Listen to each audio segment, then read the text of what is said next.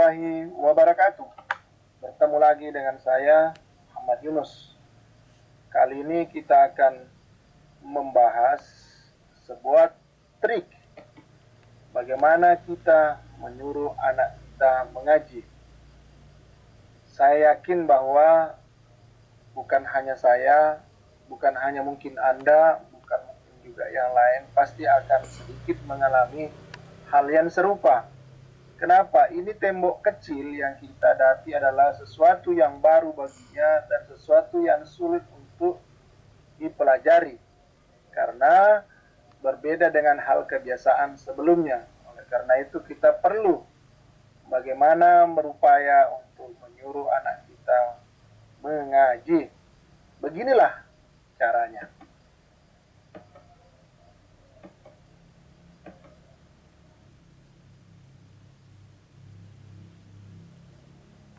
Satu, berikanlah penjelasan manfaat mengaji.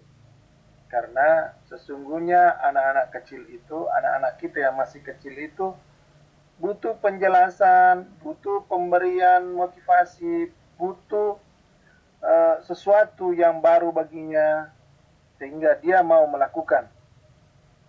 Katakanlah seperti begini. Apabila anakku bisa mengaji, maka anakku sudah tahu bersatu bahasa Arab. Ya, kalau anakku nanti naik haji, kan sudah bisa berbicara dengan orang Arab. Kan enak. Kemudian, kalau anakku bisa mengaji, banyak ilmu anak dapat. Banyak teman-teman kau dapat di sana. Banyak hal-hal yang baru kau dapatkan. Oleh karena itu, ayolah nak ikut mengaji, atau anak mengaji bersama bapak, bersama ibu, atau bersama nenek, ataupun titip di tempat-tempat pengajian. Seperti itu.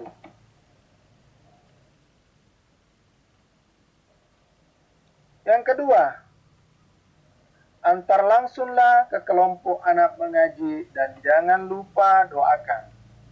Ya.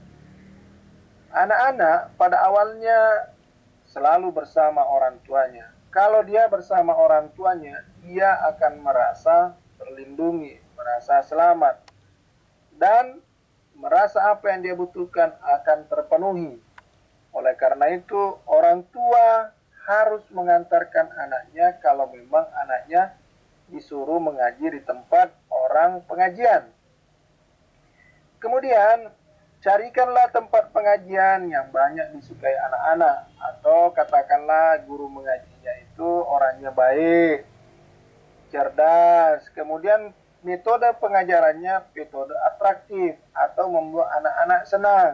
Karena sesungguhnya harus kita pahami bahwa usia anak-anak itu adalah usia bermain, usia berkumpul, usia bersama-sama.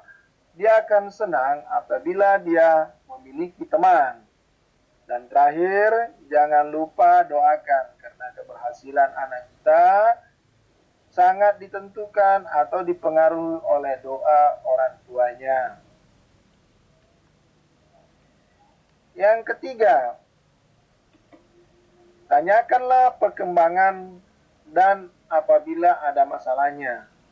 Saya yakin suatu saat anak kita ketika dia pergi mengaji, ada skalanya dia bosan atau boring, atau mungkin karena ada pertentangan di antara teman-temannya sehingga dia akan malas. Oleh karena itu, kita sebagai orang tua harus tanya, ada apa? Kemudian kita bujuk, ayolah nak, itu kan hanya hal kecil. Kemudian antar kembali supaya apa yang dihadapi dia akan merasa didorong, akan merasa terlindungi, akan merasa kita bantu. Dan jangan dibiarkan kalau anak sudah malas, itu pun biarkan dia, maka dia tidak akan pernah lagi akan pergi. Dia akan berkata, orang tuaku saja tidak peduli gitu. Oleh karena itu, ketika anak kita pergi mengaji, tanyakan bagaimana pelajaran ini hari. Tanyakan bagaimana perkembangan, sudah berapa banyak huruf yang dia tahu, seperti itu supaya dia akan merasa termotivasi bahwa dia diperhatikan. Seperti itu. Yang keempat, konsisten dan disiplin. Nah, ini agak berat bagi orang tua. Kadang-kadang orang tua, jangan kau main game. Padahal orang tuanya main game. Ayo kau pergi mengaji, tapi orang tuanya tidak mengaji. Nah, inilah yang repot ya. Oleh karena itu, orang tua harus konsisten. Harus memberi contoh yang lebih dahulu. Harus memberikan apa yang seharusnya dilakukan. Kemudian bagi waktu. Karena anak kita hidup era sekarang ini adalah era gadget, maka berikanlah waktu untuk main gadget. Jangan dihilangkan gadget, tapi kontennya yang harus dikurangi, isinya, fitur-fiturnya yang harus dikurangi atau diperhatikan. Kemudian berikanlah waktu untuk bermain, karena memang usianya adalah usia bermain gitu loh. Jangan kita rampas usia bermainnya, usia bermain bersama temannya, hanya karena kepentingan sesaat atau kepentingan kita sendiri, atau hanya ingin membuat anak kita lebih baik, lebih pintar dibanding yang lain. Tidak seperti itu. Waktunya adalah mereka bermain, biarkanlah bermain. Yang kelima, berikan pujian dan jangan bandingkan. Satu hal yang harus kita pahami bahwa struktur otak anak-anak itu adalah suka dipuji, suka dimanja, suka diberikan acungan jempol. Oleh karena itu, berikanlah hal itu. Ini suatu hal yang mudah.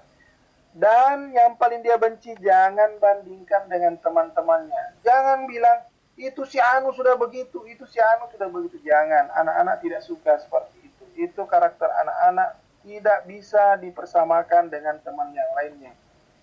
Yang kedua, selanjutnya, bahwa jangan persamakan anak laki dan perempuan. Kecerdasan anak perempuan pada otaknya jauh lebih bersamaan berkembang antara otak kiri dengan otak kanan. Oleh karena itu, akan cepat dia memahami sesuatu oleh anak perempuan dibanding dengan anak laki-laki. Karena anak laki-laki, otak kanannya berkembang lamban dibanding otak kirinya. Karena otak kanan adalah otak kreatif. Oleh karena itu, biarkanlah dia berkembang sesuai dengan apa adanya. Jangan dipaksakan. Yang terakhir, hitam putih anak-anak kita adalah bekas coretan kita sendiri. Marilah kita ajari anak kita mengaji. Sekian dari saya. Wassalamualaikum warahmatullahi wabarakatuh.